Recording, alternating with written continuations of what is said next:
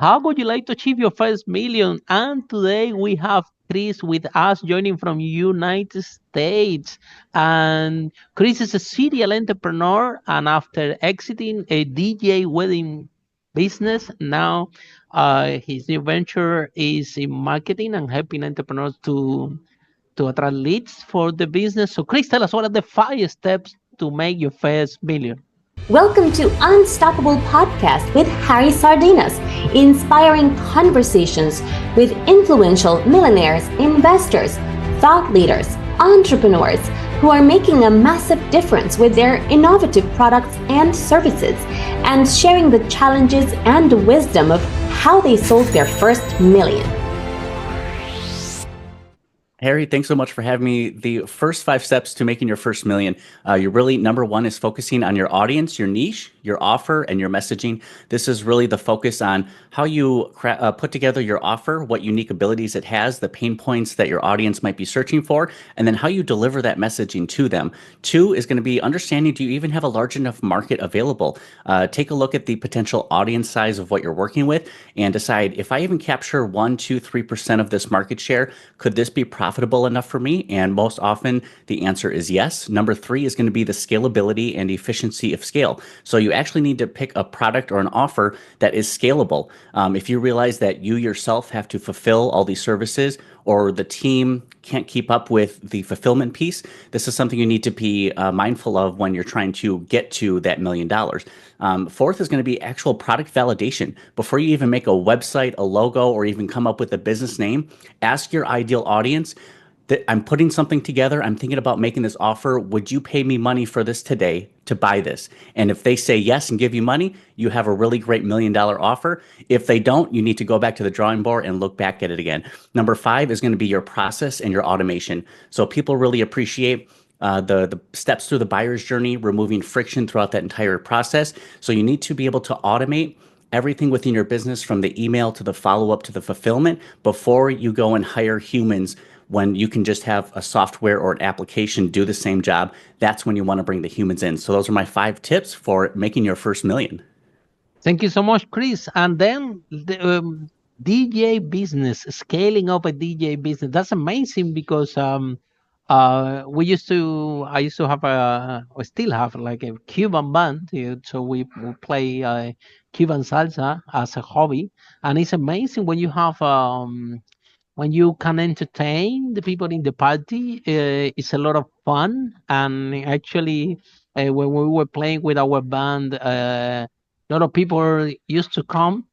I think they were coming to see me, not to see the band, but anyway, it was amazing because they were we were talking about business, and well, I'm playing with the band. Come over, and then everybody was showing up. I don't think that was for the band though. I think maybe as they want me to help them with something or introducing someone to expand the business. But anyway, it doesn't matter. It was a lot of fun, and so how can you grow a business when it's a lot of fun involved, and how can you keep it serious and tight when I don't know, maybe the energy and your love can deviate you. Maybe you want to go and play for free because you're having a lot of fun, and you realize, hold on 1 second, I have to start to charge for this because this is all what I do. So how the hobby, because I presume that I started from a hobby. So how a hobby turned into a business? Absolutely. That's something that's difficult because it's, you have both the outward perception of how people view DJs. Do they take them seriously? Are they professional? Is it more of a hobby? Is it something fun for them? And even for you, playing in a band, were you a serious band? Was it just an excuse to hang out and have fun?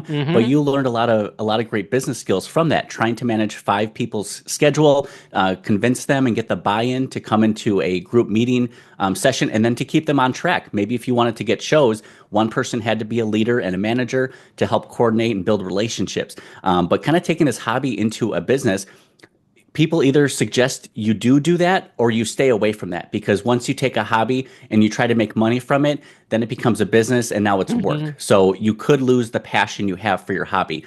For me, this was just a natural transition where I could still have fun DJing, but also earn money from doing events. So unfortunately, in the DJ world, bars and nightclubs, it's the lowest paying event. Right in the middle, you're going to have weddings, and then at the top of the line, you're going to have corporate events. So weddings, I found the perfect middle ground where we niche down. I was doing a lot of anniversaries and birthday parties, but when we finally niched down into weddings, we started specializing. We crafted our messaging to speak and resonate directly with this audience, and then we removed all the friction points from hiring a DJ. Once again, you need to be professional and put yourself out there. So we made an easy step-by-step process where a customer can build their own DJ quote online. They can sign up and book a DJ right online, and then they can complete their music and timeline template right online. So it's just about Wow. taking this entire buyer's journey and making it easier. But yeah, I never imagined a hobby could become a business. But once I started treating the hobby more like a business, that's when things got a bit more serious. So that's definitely a recommendation. If you want to take a hobby and make some money, that's great. Just know you're going to lose a little bit of fun. But anything that you can enjoy doing while working, I think is still a win-win. So if you find your balance, that's totally up to you as far as taking a hobby into a business. Very saturated market because everyone is a DJ. My father-in-law used to be a DJ in the 80s. And back then, being a DJ was a big deal. Well, he has like hundreds and hundreds of vinyls at home, and he was telling me, Harry, when I go into a club, I got paid a lot of money, a lot, back then in British pounds. And he said that he you need to go with the records. You need to put them in the trunk of your car, and it was not only about you, about how good you play. You also have to invest a lot in that business because you need to buy all the records and have them in display. So that industry changed a lot to the point that he's sharing with me that he said that his business was killed because the industry speed up so fast that now everybody's a DJ. Everybody can press a button. Everybody can download the music. It's not that expensive. It used to be before, and it's very easy to become a DJ now. So how you break through in a very, very, very saturated market and still make a business out of it, expand it, and exit it. I think that's very impressive what you have done. Thank you very much. And it is difficult to try and go into any competitive market. And I Tell me myself, about it. So saturated like that one. Oh my God. I know, right? So even in our I market mean, you put here, your friend. If you're getting married, you ask your brother, your people, okay, who want to play, and that's it. And the people say the money, right? So Mhm. how you make it through? Absolutely. So for a lot of businesses, they're trying to get into a competitive market, and it's tough. Even for our local industry, I had 300 other wedding DJ companies that I was competing against to earn Look at couples this. business. My goodness. Yes, 300. So what it takes is a lot of great customer service. Your communication skills need to be absolutely up to par. The faster you can get to their Branding, response and inquiry, marketing. yes, the faster you can So solve their where do you problem, learn the all better it this? is. Where do you learn all this? Because Where did I learn this? you do have to become exceptional in branding and marketing in order uh to make it in a very saturated market. Yes, absolutely. So my passion for marketing and that experience and education came from actual live experience through working. I always wanted to improve every business that I was a part of, even if I was, a low-level employee, and make something better. But I actually went back to school for marketing and earned my degree. There was a great opportunity where the school would pay for the tuition if the state or the U.S. couldn't cover for it. So I was like, this is great. As long as I do great in school, I can earn my degree. But honestly, the schooling was great. I loved it, but there's more that I learned from hands-on experience and just being a part of the community and the group. I learned more about automation and AI and technology just from speaking with other business owners. As opposed to just going, back to school for marketing. I love it. It was great. I love having the degree on the wall. But really, the hands-on experience, this is just something you as a business owner need to be mindful of. Pick up another book, go to YouTube University, keep that always be learning mindset, and you're never going to have an issue finding clients and marketing yourself and running your business as long as you're adaptable and willing to learn. Yeah. So then, Chris, serial entrepreneur, huh? So it's already tough and have a lot of challenge to build the first business in a very saturated market. And why you don't rest? Go to the beach. You already exited one business. I know, Um, right? what are you doing again? And now marketing, which is again a saturated market, very saturated market, and so you're doing it again. Right. It's like I can't help but just go against the current and try to You run can uphill. have I'm always get yourself into trouble, right? My goodness. right. Oh, it's just another saturated market that I'm going into. Absolutely. And this one worse. This one, everybody knows what they're doing. Yes. Yes, and I'm seeing all the time. One, it's amazing that there's opportunities where someone without prior marketing or business experience can grow a successful marketing or automation or AI agency out of thin air simply by doing some cold calling, emailing, relationship building, and then they provide that service to them, which is excellent. I'm not knocking anyone without education or just with less experience. That's fantastic because compared to what a lot of business owners, their experience, they have zero compared to a lot of these other I people. think you But bring a again, lot to the table because you already built the business before. So when I you think talk to so 20 too. entrepreneurs, they know that you know what they're talking about. That one of the reasons why this podcast is very successful is because I'm not a journalist. I'm a fellow entrepreneur, so it makes it easy. You should see the reviews that people leave out of these podcasts out there. They say not enough stars and things like that, and the reason giving And that they experience they're talking with an lets you ask the entrepreneur right same like them questions. rather than with the journalist, so they have a different experience with when they do this broadcast. So Yes. like I said, I think you bring a lot to the table by being former entrepreneur and have an exit. I think that this is key in order to understand the pain of your clients. But again, very saturated, very competitive. So why you took this challenge again? Right, right. Well, marketing is something that I eventually found a new passion and hobby for. Both the same from I can be in a 4 to 8 hour DJ set and time just flies by. I could do the same when I'm working on a marketing campaign or building out a landing page in a Facebook campaign. All these Wow. things really excite me. So it's when you find this zone of genius where you're able to work, you're happy with the output, with the production level. This in turn increases your confidence in yourself and your ability. And then this is that zone of genius that people talk about for your workflow. When you get into this zone where you love what you're doing and you're doing a great job, this is that ultimate fulfillment you want as a business owner. And I don't know why I keep choosing these competitive, Definitely, saturated you're not gonna get markets. bored I with know, right? marketing. Yeah, always learning. Oh no, no, no! You're never gonna get bored with that thing. Yeah, and definitely you have to be very creative, especially Yes. with these Facebook ads than with the pay-per-click ads. And they have become really expensive. They were not that expensive before. Yes. So now you have to be Yes. very creative in order for you to make the cost effective, and a lot of research have to take place, right? Yes, and it's not just the Facebook ad platforms that are changing how things work and what you're able to do, but also the consumers are changing. Businesses are changing too. Consumers now are more educated than ever. They want to see who your business is and what you stand for when they're making a purchase decision. They're going to visit maybe 4 to 6 websites where they might find a review on you. They're doing a lot more research into the educational piece within their stage of the buyer's journey. So again, it's more competitive, but I think it's better for both consumers and the businesses.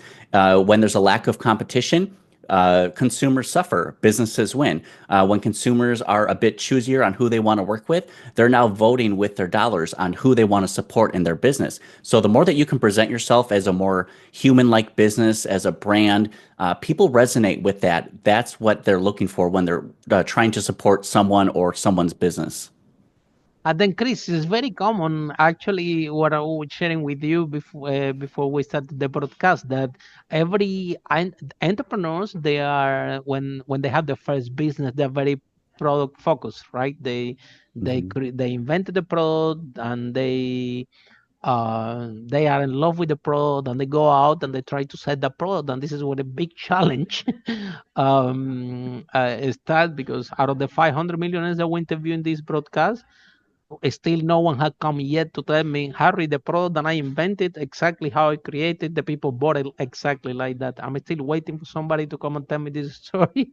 Unfortunately, it hasn't happened. It hasn't worked out Yes. like that yet. So yeah, you have a product, but now you have to start to market that product, to listen to your clients, and it's actually the clients who polish these products for you, to what we call it, making your product market fit, which is the very backbone of this broadcast, 5 steps how to make your first million. So when you sell your first million, there is an indicator, in my opinion, that your product is market fit. Someone is buying it, because otherwise you want to achieve 1 million in sale. However, second times founders, um, whether they have two paths.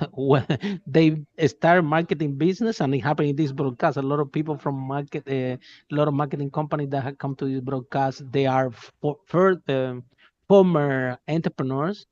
Or the second type of entrepreneur that we see is that these entrepreneurs that are doing the second business, they, even before they have a product, they don't start for the product, they start for the marketing. What type of how they're gonna market the product. They start to ask the people if they're gonna like this product, and in what form they want to buy it. And once they have this feedback, then they develop the product, which is completely different of the dynamic. So basically, and by the way, I haven't found any millionaire in this broadcast that tell me that they hate marketing. No, even one yet. Yeah. when you can't become millionaire if you hate marketing. There's no way. It doesn't work like you have to. That's actually in the path. If you really want to become a millionaire, get very good at marketing. That will get you ahead big time. So um so my question to you is, um why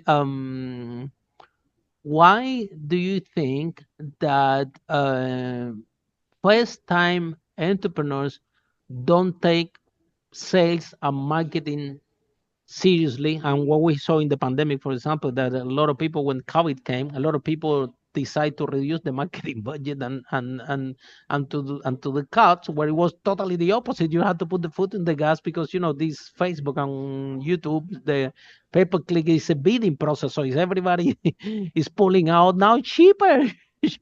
you you should add more and not reduce the budget. So why do you think that first-time entrepreneurs, and with your own experience, don't take marketing so serious as second-time entrepreneurs?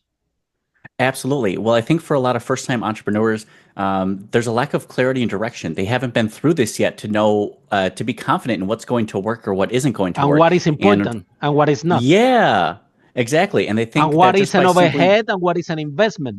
Because right. marketing is an investment, it's not an overhead, in my Yes, yes. And opinion. In there's my opinion, yeah.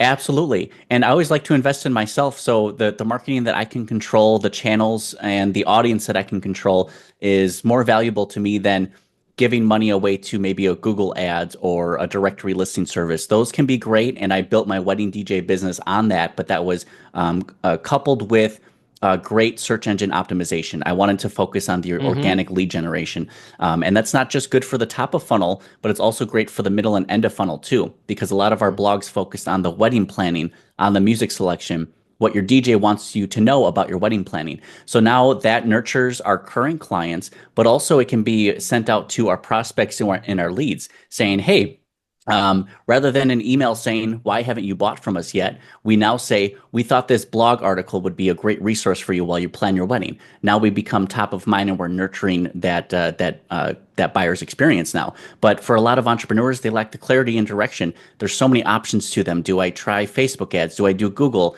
Should I try SEO? Should I go to a networking event? And when they don't see immediate results, they can get discouraged. When you're in a B2B focused mindset, this is a decision process that takes between 8 to 15 months, especially if you're on a mid to higher ticket offer. When your price point is different, that's when you can look at different channels on presenting your solution in a different way. One great way that is really, really scaling a lot of businesses right now is a story driven message on a Facebook ad. Okay. If you're going to run Facebook or LinkedIn, go for a story driven experience instead of, hey, we want to tell you how great this product is, or here's the features and benefits. No, tell them a story about a real client or a lead who actually used your product or service. That story can become the messaging for a lot of your communication going forward. So here's this hidden pile of gold, and it's called your current client success stories. And using and leveraging that can help scale your business beyond, and it sends a message that resonates differently with the audience. So that's definitely my suggestion if you're really trying to go for this. But second time entrepreneurs have been through it already. We've seen what we threw money away on. We saw where we saw a positive return on investment, and we're just using that past experience to go full throttle on the next idea because we're much more confident seeing what has or hasn't worked before. So, Chris, do you knew that you're gonna be an entrepreneur and you want to be entrepreneur of your life, or kind of happened by accident? Like to me, for example, that I have my first business was in property. We managed to sell over 5 million, and the but how I started the business, you see, I have a problem. I want to save the money for the rent. So then I rent the property, and then I was renting out the rooms, and now I don't pay rent. So now I'm saving money for myself. And then I start to then I say, how about if I take another house? And then I'm like that, trying to solve the problem for myself. And after I start to solve problems for my friends and the people around me, and wow, now I'm in business, which I always knew that all entrepreneurs, we always have something in, that we know that we can do better. This little bit of ego hidden somewhere Yes. there, that when we say, when I have a chance, I'm gonna go for it big time, and you're just waiting. But oh, so what's your story? Do you really wanted to be an entrepreneur of your life, or kind of happen like accidents, same like me, and it's what you become? Do you have an It was entrepreneur in your family? technically not really. My dad did own a bar for maybe 5 years, but I was so young I didn't remember this. And he owned the building that it was in. So, but he sold that I think after 10 or 15 years. So I never really got that, trickle down Mm-hmm. experience from entrepreneurship. But I felt like I didn't like the entire 9 to 5 lifestyle, and uh, the misconception was always that you would need to have a degree in order to advance, and You went they would opposite, give you, opposite 9 to 5. yeah. You were working in the evening, yes, and the Yeah, I weekends. know. Yeah, I don't like the mornings, and that's why. But it was me working the 9 to 5s, and I couldn't pay my bills fully. I only had so much left in my bank account, and this was not the life that I wanted. I always wanted to be an entrepreneur, or at least couldn't help but see opportunities everywhere. And how I got into it, it kind of let itself the door opened, and it was up to us to go through it. My boss's boss at the time said, "Do you still have your equipment from the band days, the sound and the lights?" And I said, "Yes, I do." She said, "Great, my friend is getting married. We have a laptop with music. Just bring your speakers and your lights. Can you play DJ for us and maybe a couple announcements?" So I was like, "Sure, that's great." I did that event. It turned So out where do you great. have these lights? Where these lights? You bought them for what? For as a hobby, Yeah. or So this was originally for my band in high school. I played in a band in ah high school, I and can see the guitar in your background. yeah, Yeah. So you play guitar yeah. then? And that the first entrepreneurship opportunity actually sparked open while I was in the band in high school. I was working at a pizza restaurant. The pizza restaurant, the dining room was struggling. No one wanted to dine in and eat food. This was around 2007, 2008. So it was a tough economic time. I found a creative solution.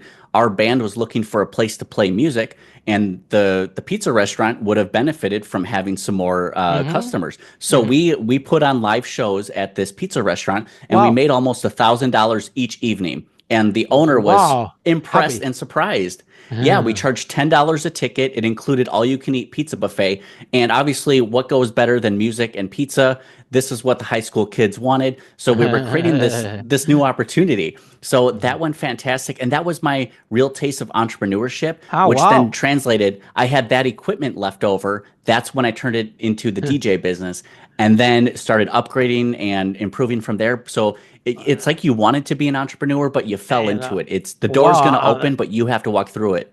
And then amazing because in my own experience, we do events all over the world in Dubai, Singapore, London, Nice. Mexico, and Peru. And I know that we always have someone in the town technician that prepare the microphone for us and give me the microphone and Harry the mic is okay, and then sometimes we have lapel, sometimes handheld, sometimes different mics because we're doing a panel and the audience had to practice, and I didn't have any clue what was going on. So but then I started my band as a hobby, a low resource band to just to have fun with friends.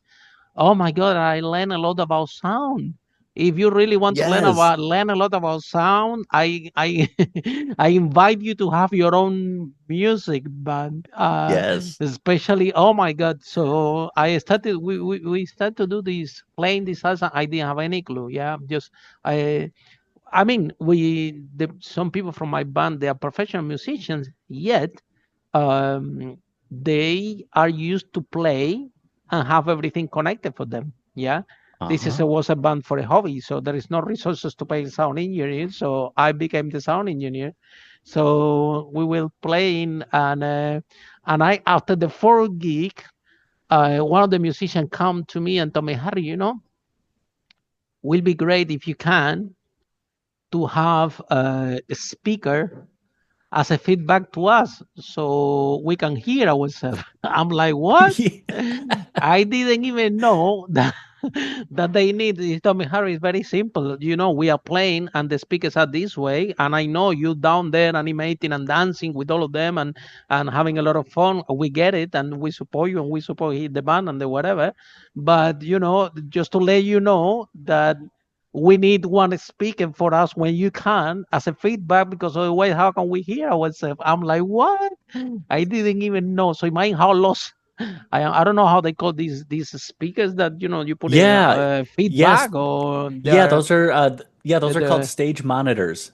Stage the monitor. monitors, the monitor. I Yes. did. So in mine, I have to learn about the mixer. So, and I had to put in and to buy a mixer and to put, okay, this is to put with paper. Okay, this is the lead singer mic. This is the guitar mic. This is the conga mics, and then I'm learning. It was already complex for me. It Now we need a is. monitor apart from the speakers. I'm like, this band thing can get it complex and complex. So the good news about it is that now when I do my events and I see the sound person, I say, man, I got you back. Don't worry about it. You can go to the toilet. You can do whatever you want. If something happens,